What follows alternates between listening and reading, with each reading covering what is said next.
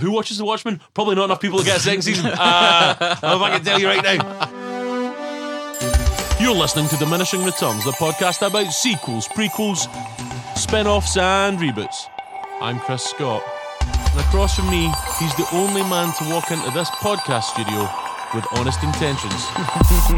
It's Mr. Alan Johnson. How do pod people? And by podcast studio, I mean his fucking basement. This is another one of our non-franchise episodes where instead of speaking about a film franchise, we speak about whatever the hell we want. So we traditionally start with the news. Alan, are we men of tradition? As always. Beautiful, beautiful.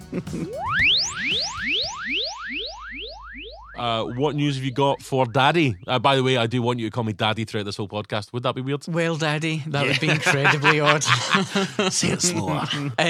So first up, this is just a little idea I wanted to float past you. Right. Brian Lynch, screenwriter of Secret Life of Pets 1 and 2, was on Twitter and he said John Wick is the dark timeline where Ted went to military school. Oh, that's nice. I like that. Yeah. I saw a tweet the other day which was something along the lines of some young lady was tweeting, why is it the men are all like, have you seen John Wick? And I was like, yeah, I mean, that is fucking me. I'll admit it. I like the idea that we've had 3 Bill and Ted sequels, and nobody's realised it yet. That's nice. And hopefully Alex Winter turns up in the 4th John Wick, and we'll be yeah. Bill and Ted writer Ed Solomon replied to that tweet and said he 100% endorses that idea. Brilliant. Did you see Ed Solomon's tweet about? Yeah, that's right. I'm on film Twitter. Because I like to see what you fucking nerds are doing. Ed Solomon's tweet where he was like 2 people next to him in a cafe arguing about what something in the script for Men in Black meant, right, or where it came from, and he was like, oh, actually it's this, and they were like, excuse me, we don't need you to mansplain to us, please. Of course, yeah, as I'm sure even from context clues you've gathered, Ed Sullivan wrote Men in Black. And he was like, okay, cool. Of course, the worst thing that ever happened to me in work was when one of my female colleagues asked me what mansplaining was. I was like, I literally can't. There's no way I can't tell you what this. Oh god, this is a kind of catch-20. Oh, so cool. That's not really news, but we'll take it. No, but from film Twitter, as you referenced, Sony teased on Twitter the release date for the sequel to the enormously successful Spider-Man Into the Spider-Verse, which is going to be on 8th of April 2022. And I'm really hoping that they title this in the style of Prince, Into the Spider-Verse. Oh, that they should, absolutely. That'd be great. We're both big fans of that film. Brilliant film. What an incredible work that was. And funny as fuck. Yeah, I also think that gave Sony an overinflated sense of, we've got Spider-Man sorted from now on. Yeah, we've got Spider-Man sorted in the cartoon version that's got nothing to do with the main franchise we're trying to build. Yeah, well done, Sony. You think they would have sorted their shit out after those leaks.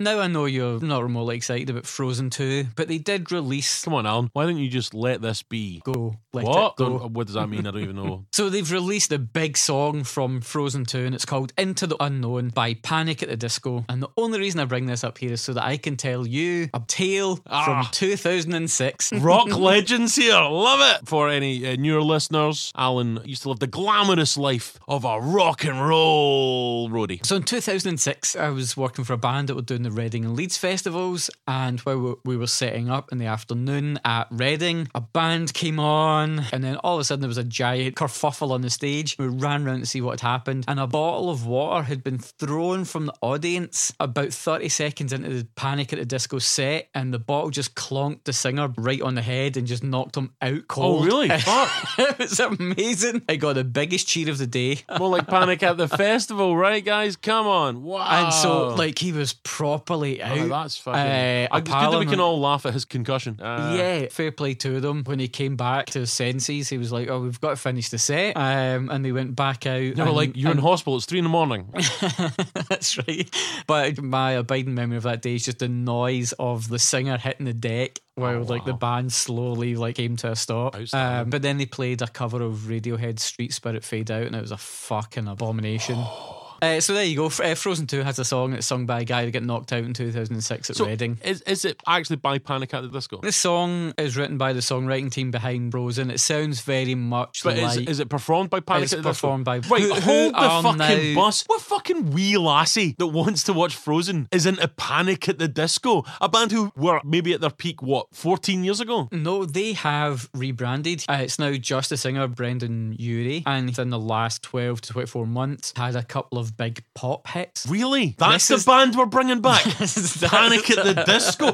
Panic! Exclamation mark at the fucking disco. Okay, I guess Panic at the Disco's back. Great. I couldn't name you one of their fucking songs. Like, that's a point where I was watching like MTV2, listening to the radio, on fucking MySpace or whatever all the time, and still, I couldn't fucking name you one of their songs if you gave me £100. They covered Street Spirit Fade. Oh yeah. That's how forgettable Panic at the Disco are. I'd already forgot that they covered Street Spirit Fade Out. Speaking of bringing things back from the dead, comedy curmudgeon and funny old man Norm Macdonald posted on Instagram pages from a proposed Dirty Work sequel. Finally we're getting to talk about some cool shit. I did not know about this, so I don't know about the rest of this bullshit you talk about, but Norm Macdonald doing a Dirty Work sequel would be amazing. It will never get made, but it will. No. I mean, wow, him, Artie Lang, obviously the co-star of that film, who has had massive addiction problems, is in recovery and looking great. If you've seen a picture of him recently. Right, no, I have not. I mean, comparatively, he doesn't look like Brad Pitt. He looks like a fitter Artie Lang. But that's still nice. It's funny you say that because in this proposed sequel, Norm had said that Artie Lang's part had been recast and it would be Brad Pitt that's playing Sam. Yeah, we don't have Artie Lang anymore. Got Brad Pitt. Yeah, that fella, the handsome fella. And that is my Norm Macdonald impersonation, an impersonation that has won me friends and influence. If you don't know Norm Macdonald is one of the funniest people in the goddamn world. He is a delight. He truly does not give a fuck. There's like, he gives zero fucks. He wouldn't even know what that means because he gives so little fucks. He is an absolute legend of comedy and I love him to death. So Bob Saget replied to this Instagram post. The director of said film. Yes, and he said he was glad that Norm was interested in the project, that the script at 500 pages, he was glad that he'd kept it brief, and that maybe he should bring in professional screenwriting help to help finesse the project. Lovely. Just comedians just digging each other on Twitter. It's a fucking beautiful thing. So of the pages that were revealed, Norm's character is no longer in the prank business, but Sam, now played by Brad Pitt, get back because they have to do one last prank, which is to impregnate Sam's barren wife. I mean, that just sounds great. Norm can just take my money for anything he wants to do. I do not care. He's the absolute boy. It will not get made. It's not even a real thing. No. But finally, more cool shit. Right? Don't ruin this by some little fucking bullshit like, they're making the fucking Hills Have Feet 8, fucking Death Bus 9. What? So what's next? No, that was... that's it! We're fucking going out on a high! How can I possibly top Norm Macdonald news? Oh, brilliant. Alan. Yep. You've stepped up this week. Not gonna lie. Most weeks, this is a fucking chore. But you've been a delight today. So cool. That love to serve, Daddy. Yeah. Yeah. Well, that was the news. What are we doing next? You know what? Just to get it out of the way, just to clear the air, if I can just quickly moan about everybody that's moaning about Martin Scorsese, Francis Ford Coppola, and Steven Spielberg, and any other old white director, whether or not they like Marvel films doesn't change anything about the MCU, and I could give a fuck what 70 and 80-year-old men think about films these days. Those guys were young and coked up, and they were told by the old guard then that what they were making was trash. And now they've become the old guard, and they're telling people these days that what they're making is trash. Does it change how I feel about any of these films? No. Do I think that Martin Scorsese was really going out to Thor Dark World? No. And can I remind everybody that Francis Ford Coppola produced 2 films by a convicted pedophile? style. So, you know. Oh, yeah, okay. So this is obviously the controversy on film Twitter and film discourse. Love that discourse. Not just talking online about stuff, it's a discourse. Oh, excuse me, Your Majesty. Oh, we've got the film discourse on Twitter. Oh, look, it's Professor Bumlover69. Oh, look, I Love Nachos has something to say. These real men of letters. Would you describe it as a Panic at the Discourse? Lovely. Come on. So yeah, basically, Martin Scorsese was asked about Marvel films, and he said, to him, they're not cinema. I need to be clear here. Martin Scorsese can say what the fuck he wants. Martin Scorsese, you're amazing. Let's talk about how good Silence was. He can say whatever the fuck he wants. It's Martin Scorsese. He can do what he wants. Coppola, he can fuck off. But fucking Martin goddamn Scorsese, maybe the greatest filmmaker of all time, who, by the way, he's got a cinema foundation that has done more to promote world film and films by people that are, not mainstream white American culture than maybe any other white American person in the world. Now, by the way, doesn't mean I don't love Marvel. I like Marvel. But he's right. They are cinema-themed rides because they have to have sequels and stuff. So go fuck yourself. And also, who can criticise Martin Scorsese? I don't know. Fucking Cecil B. DeMille. The ghost of Cecil B. DeMille. Or fucking Val Hitchcock. Lewton, Yeah. Truffaut, Godard, Kurosawa. I mean? Yeah, they can. Not you dumb fucks criticising Martin Scorsese because he doesn't like your children's movies. And they're well-made children's movies, and I love them. But they're children's movies. Because he fucking criticised your little fucking nerd bullshit. You're gonna go, that would be like you criticising this podcast for its content. You don't have the right. You don't fucking matter. I'm the Martin Scorsese of podcasting. Case closed. Come at me, film Twitter. So, Scorsese for life. I'm really looking forward to The Irishman, the Michael Flatley story. Hi, it's me, Big Chris, sexy co-host of the podcast you're just listening to.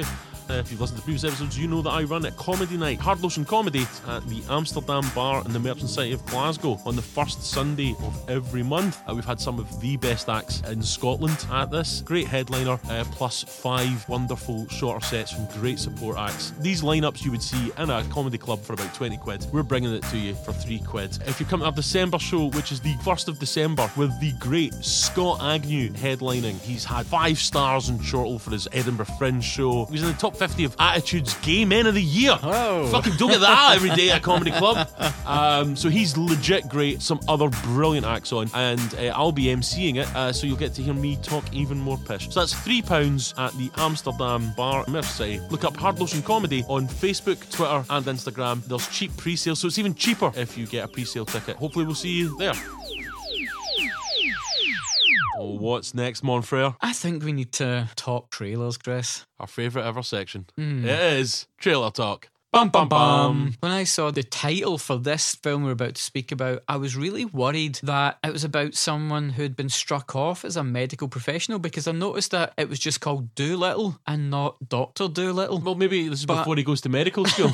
So Doolittle is, of course, the kind of reboot of the Dr. Doolittle franchise, which has been rebooted a number of times. And Eddie Murphy previously, and then obviously Rex Harrison before that. Yeah. This has been rebooted with Robert Downey Jr. It shows you how far we've come, because 20 years ago, Robert Downey Jr. talking to animals would have been a drug-induced breakdown. That would have been him, just in his pants, full of crack, talking to a dog, going, the government are in my brain! And now it's like a heartwarming family adventure. That's beautiful. It shows we've all changed. Glad that he's turned his life around. Star-studded cast, big budget, CGI, beloved tale, animals. Robert Downey Jr., one of the most, despite his crazy past, one of the most likeable and charming screen presences we have, coming off the massive monster hits in my favourite films of all time, better than The Godfather, better than The Godfather, better than Goodfellas, better than Schindler's List, Iron Man 2 I'm talking about, of course, the best of the Iron Man films. But Robert Downey Jr. is coming off this great big hit. He's one of the most popular, beloved celebrities of all time, and this film just made me think, what fucking accent are you doing? What is that? Is that Irish? It's a really famous voice coach. It's Gerard Butler's his acting coach. Can we get a side by side? Let's. We have no choice but to embark on this perilous journey. And I think they're getting better on so many more levels. Yeah. Oh yeah, right, okay. Yeah, okay. That makes sense. He's playing Dr. Doolitle as if he's a weird Scottish man that's lived in LA for 8 years. Yeah, by way of Merthyr Tydfil. Yeah, perfect. I think he's trying to be Irish. That was my guess, which I need clarity on this, Alan. I hope an update for the next episode. It's mental. But yeah, it's like a big CGI family film, but except it looks dead epic-y. Like it's like trying to be an epic, and it's going to try and touch your heartstrings, and I'm not going to be able to understand a word Robert Downey Jr. says. So I'm out. Fuck that. This just looks like it's not for me. I did not see any push me pull yous in the whole trailer, therefore I am out. Is that a sex thing? No, it's the double-ended llama thing. And Is that a sex thing? Yeah, and also I've had enough of CGI'd talking animals. They're all freaking me out. I don't like it. Animals aren't humans. Stop making them do stuff. This isn't Dunstan checks in, right? Or out. I forget Nice. where. I mean, if he checked in at some point, he's got to check out unless he was at the Hotel California. You can never leave. Eagles, also an animal. Right, so cool. I guess we're both out for Doolittle. Both out for Doolittle. Big fan of the album, though. Yeah. Shall we get our Jew on? Yes. Now, to be clear, homophonically, that may sound like I'm saying something very weird. I am talking about, of course, the reboot of that classic Japanese horror about the lank-haired lady ghost. No, not that one. The other lesser-known one, which was, of course, Ju-on: The Grudge. I saw the original of that, Ju-on: The Grudge. So the Grudge franchise, I thought, was 2 Japanese films. Oh, is there not like 11 Japanese films or and then something like mental? 2 American remakes. There was 2 short films in 1998. Then they made 2 straight-to-DVD films, which kicked on to get a cinema release films and its sequel in Japan. And then following that, in 2004, we get the Sarah Michelle Gellar Americanized release of it. Then in 2006, part 2. Then 2009, we get part 3 of the Americanized trilogy. While in Japan, we've had Ju-on: The Beginning, Ju-on: The Final Curse, Sadako versus Kayako, where the lassie girl from the ring fights the lassie from The Grudge. Then there was That animated. sounds like Kako.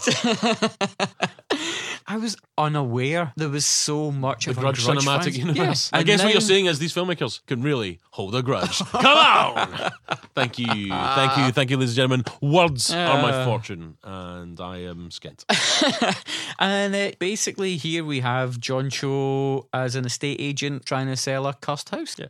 Weirdly, despite the fact that I'm not really interested in this, the fact that they had a death in a car out in a field somewhere, Yes. I went, that's interesting. But I also, to be clear, have only seen the original Japanese one. Right. And there also might have been that exact scene in that, and I've forgotten about it because it's been fucking... Some time since I've watched any 19 Jack years J or something. horror. I mean, it was big for a while. All the kids were talking about it, guys. Yeah. Things I liked in the trailer were, if you're going to have cops on the hunt of like a supernatural Kelly beastie, then I'm reasonably interested. Yeah. Not so much with the jump scares, not really They all fussed looked about lame as that. tits, but there was some things I was like, oh, this might not be the shit show I assumed it would be. Then there was our bits where I was like, oh, okay, the hand coming out of the hair. Cool. Great. No one cares. John Cho. Yeah. It's good he's getting a lead role. I think he's great. He was in that Searching, the movie that's told through like sort of web videos. Oh, okay. His daughter goes missing, and a great film. So you're Absolutely. cautious, yes? Yes, okay. I think so, and I hope this movie fares better than the most recent Ring.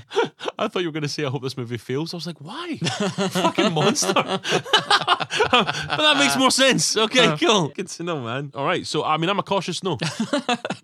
I'm just always cautious. I think it's about, look both ways before you cross. Be careful. The world's full of real monsters. Oh. And, according to this film, weird house monsters. They're not like, See, if I was a ghost, Yeah. free cinema. I will not go see The Grudge. You just keep wanting to put the Jew Ju-on, on. I know, because that's how I saw it, so it's always in my head. As soon as I see The Grudge, I go, Ju-on, The Grudge. Yeah. Which makes me sound like I care a lot about The Grudge.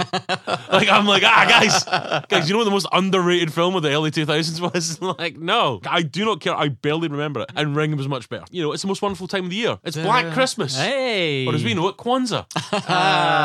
Come on. Yeah, I was disappointed it wasn't a blaxploitation film. Right, okay. Where it was like, who's the cat with all the presents? Santa. Damn right. Yeah, Black Christmas. The remake of the famous horror films I've not seen. So, like basically just see every other time we've talked about a horror film. Just imagine that conversation. The conversation goes, I've never seen the original of this. And Alan goes, oh, it's a classic. It's from 1985 and it's got a really cool death scene. And I go, right, cool, man. And then he goes, yeah, I mean, this looks all right. I'll probably see it. And then he goes, yes. And I go, I don't really care. Whatever. No. And and that's Black Christmas. So he's in and I'm out, right? Am I right? You're right. Excellent. So let's move on to our final film of trailer talk. Alan, Yes. you hinted before the recording, which we do try to keep our conversation to the minimum because we want to have this as real as possible, and I don't like really talking to him, but it's a bit much. This is him trying to hold it all in. But you said that you had a moan. I don't know what's coming out of Alan's mouth here. Alan's thoughts and moan on Star Wars Rise of Skywalker. Well, it's not a moan about Star Wars The Rise of Skywalker. It's a moan about YouTube video gamers. I had the displeasure of accompanying my son to a special event at the cinema where Dan TDM, a famous YouTube video gamer, played video games on the screen. My son enjoyed it, which is the important thing, but if it wouldn't have taken a shine off his day, I would have complained like Angry from Manchester, writing into Points of View, because it was the worst experience I've ever had in the cinema. So listen, Daniel BPM, Dan TDM. he plays video games. He's in the cinema? Yes, so he went on tour and he did this live tour around the UK, and so now the video from the live tour is now at the cinema. The cinema is you watching people watch him play the video games. But was it live? Was it a live stream? It wasn't a live stream, it was a pre-record. This is the concert movie of him playing the video game. There was a terrible sort of like narrative story going through the whole event. Oh, it's like the song remains the same? Yeah, so he had a computer assistant, and that computer assistant got a virus, and it was a virus by an evil tribe, and they show up to try and hijack the whole event. Dan then had to play the evil tribe at a video game, and it turned out that the whole movie was just a secret advert for the new Mario game because Dan played the Mario game. Right. What the hell have you just, like, did I just stroke out? I swear that he's just spent about 5 minutes talking about fucking Dan TDM. Long story short. Long story longer, to quote Dana Gould. Okay. What happened was I had avoided watching this new Star Wars trailer. Trailers generally are giving too much away in the movies. But of course, before Dan TDM's Mario Brothers advert, it played the Star Wars trailer, Rise of Skywalker, and I was like, oh well, I'm seeing it now, and I thought we should speak about it here. So you didn't want to see the trailer. You saw the trailer and then asked me to watch it. Yeah. Because it spoiled it for you. Like, Go fuck yourself. It's like, join me in this. That's the difference, Alan, is that I care about you, man. You know what I mean? I'm always nice to you. This is the way I get treated. Alright, so basically you saw a trailer in the cinema. Yeah. Cool story, bro. Alright, listen. While that all sounds annoying, I kind of respect your Dan TDM, man, for making money out of goddamn nothing. Like, fair play, you P.T. Barnum motherfuckers. I just wish it was something I could do. I just wish I could make money somewhere. What's that, podcast advertisers? Well, yes, we do have great rates available. Contact us at diminishingpod@gmail.com. That Star Wars theme, honestly, like, you play the Star Wars theme, big and dramatic. Yeah. It's going to bring me to the edge of tears like every time. It's, as I say, I can't wait. Stupid to even say whether I'm in or out. Yeah, of like, course we're in. Of course we're in. We said this last. Of course we're in. It's in my DNA. Aye. It's hard to. I wonder what it's like for kids that grew up at the Phantom Menace time, because they maybe had more stuff they could have watched. I don't know, right? I can't remember a time before Star Wars. Supposedly, when I was 3, every day, every morning, I would get up and I would watch Star Wars on the VHS. I would get up myself, toddle over, put the thing in, and play it. Yay, Star Wars! And I would finish. Then I would watch the Yellow Submarine, and then I would start watching Star Wars again. I think I did that every day. Every goddamn day. I mean, I don't remember doing it. I've just been told it. Right. My parents also have recorded me singing my heart out to the Star Wars theme song when I was 3. Adorable. Oh, we need that audio here. I know. If we could find the cassette, if we could get something, I will see if I can do that. But I would be interested to hear from people that aren't gnarly old bastards like us. So Phantom Menace was like 99. So like if you were born in like 1990 to 95, would you have the same feelings that I did about Star Wars? Maybe they're like, every time I hear Misa here, people gonna die, they tear up the way we do when we hear that theme song. Maybe the Phantom Menace means as much to kids as it did to us way before that. So it's a weird thing. It's been such a part of our lives, and this is allegedly the end of the saga. Yeah. Not gonna lie, middle of the saga, great. The beginning of that saga, whoa. Pretty saggy. Yeah, I mean, boy. So far, the end of the saga has been enjoyable, very enjoyable. I really enjoyed the last Star Wars film, so it's been good to great. What if they fuck it, Al? What if they fuck it? Well, I'll still have Star Wars. You will. That's beautiful. We're obviously in for this. We're gonna go see it. Trailer looked cool. As always, cool spaceships, cool vistas, cool fucking poses, cool camera shots, and maybe for me, I think the best bit that made me just so happy was hearing the Emperor say "coming together." It's like, all right, this has got a bit frisky. So yeah, I'm in. So that was trailer talk. Bam, bam, bam. Alan. Yeah. So I guess we're just going to end up with some classic recommendations. Yes, Let's get those Recs in. Wreck it, Alan. Oh, Wrecking Ball. Wreckerino. Am I stalling for time to think of stuff to recommend? 100%. Okay, well, I'll go first. I have two properties which have been rebooted for television to recommend here. I've got two houses. Okay. I've got two thumbs and a bunch of recommendations. Excellent. So there's two sort of properties. intellectual properties that have been rebooted for television that you want to recommend. So Yes. I think you're about to just fuck one of the only recommendations I had, but go for it. Well, no, please. I'll go with the other one first because there's lots to talk about the second one if that's the case. So the BBC have just had the first episode of His Dark Materials based on the Philip Pullman books. Obviously, it was made into a film starring Nicole Kidman and Daniel Craig. Yes, I have not seen that. Sam Elliott. It was great. The Christian Right saw to it that there will never be a cinematic sequel. So really great that the BBC have taken it. And again, Because they are godless heathens. Communists. one of those things where that series of books really does need to take a bit more time to tell the story and fill in the world. So based on the first episode, it's great. I'm really excited about what comes next. So would this be something that an adult could watch, like Yes. me, who's not a man-child? Yes, Yeah, so I should see the movie and the TV show. Should I wait until I've seen the TV show? I would skip the movie at the moment and watch the TV show. Okay.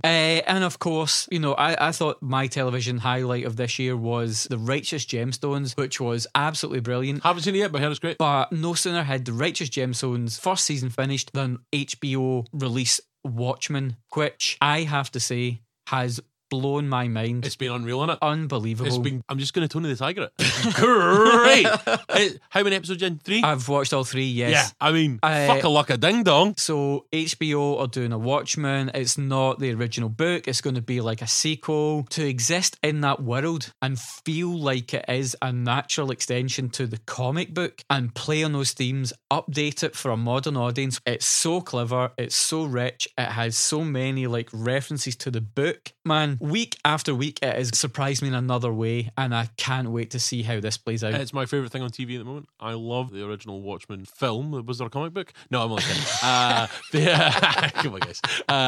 The comic book is great. It still holds up, and it's amazing. Mad Alan Moore. He's a crazy old coot, but he fucking nailed it in that one. And the thing is, it's so well done. It's not a traditional sequel. It's merely about themes and also updated for a different medium. The clever thing about Watchmen was, of course, that it was a comic book that is really about comic books as well as being about society. Like, the very form of the book was playing with the form of comics and added this extra layer. And we now live in a world of superhero films and dark superhero films. So uses elements of that to play against you and stuff like that. It's actually a really clever use of kind of form and content, and I love that shit. It's absolutely brilliant. It is so weird and wonderful and exciting. There's no way it's getting a second series. There is no let me be 100% clear. I love this. Everything about this is made for me, and every show that's like that is not popular. I'm not popular. This is John from Cincinnati all over again. There is no I don't know your average Joe who watched Game of Thrones that was like tits and dragons. When they watch that, they're going to be going, what the fuck? Who's the blue guy? What's the fucking foot? There's a what? She's going to put that up. What the fuck? Why is there a mat? And why does that ship look like that? It's going to make no sense to anyone, and I fucking love it. Yeah, we're just making this cool, weird thing. I actually would love to know somebody who's watched it and loves it and has no idea about the comic book or the previous film, because it might make it better because you're just like, oh, there's so much stuff to hear, but I have no idea, but I know it all means something. I don't know. I mean, if we get 2 or 3 seasons of this, that will be the maddest thing that's ever happened. Jesus Christ could rise from the dead, and I'll go, cool, did you see they made a second series of Watchmen? And he'll go, fuck, what? Isn't that a bit weird for people? I'm like, that's why I thought Jesus. And he'd be like, Chris, should we go watch Watchmen? I'll be like, yeah, Jesus. And then we'll go hang out. And then Jesus will be like, hey, Chris, I can give you 3 wishes. And I'll be like, isn't that a genie? He's like, I'm Jesus. Yeah. I'm like, why are you only giving me 3? And then he'll be like, don't be a dick. I'll punch Jesus right in the face. I'm going, I'll fucking get you, Jesus. Don't wish for infinite wishes because they'll never give you. Just wish for infinite Jesuses. Oh, smart. Each one will give you a wish. That's that, of course, is my favourite novel, Infinite Jesus. Listen, I will punch Jesus in the mouth if we get a second season of this. Have you kept track of those whiny keyboard warriors who are arguing that Watchmen is too political? Brilliant. Yeah. I mean, written by an esoteric magician who's also an anarchist, written at the height of Reagan. It's literally it's got bits about how they won the Vietnam War and brought in like a more fascistic fucking world. Yeah, you're right, guys. Don't know where you get the politics in that one. This is some dumb shit. Now, here's the one thing I don't like about it. Too much politics. That blue dildo wasn't big enough. Honestly, I mean, I was just like, every episode's great. I love it. Yes, watch Watchmen. Who watches the Watchmen? Probably not enough people to get a second season. I don't know if I can tell you right now. But it's fucking great. I think you should check out the films of Martin Scorsese. He's no Kevin Feige, but he's made some films you guys should check out. Norm Macdonald. I would recommend Norm Macdonald's book, based on a true story, a memoir. It's all made up, and it is all legit hilarious. Okay, as ever, you can email us on diminishingpod@gmail.com. You can join us on film Twitter at diminishingpod. Let's have some discourse, guys. Give us a follow on Twitter, you cunts, at diminishingpod. On Facebook, we are Diminishing Returns Podcast. On Instagram, we're Diminishing Pod. We have a blog at diminishingpod.wordpress.com. We get shit up on YouTube. We're on Spotify. We're on iHeartRadio. Yep, we sure are. All that stuff. Listen, we're an independent podcast, so please, as ever, we've actually had some lovely feedback this week. We have, yes. I don't like feedback. We've had praise. We've had fucking praise. Like, I don't want your feedback, but praising us, big fans of it, and we do appreciate it. We really do. Genuinely, just like us on the socials, spread the word to your friend. Here's a funny podcast with one really cool, handsome guy, Alan Johnson. And spread the word, guys. Do appreciate it. Cheers.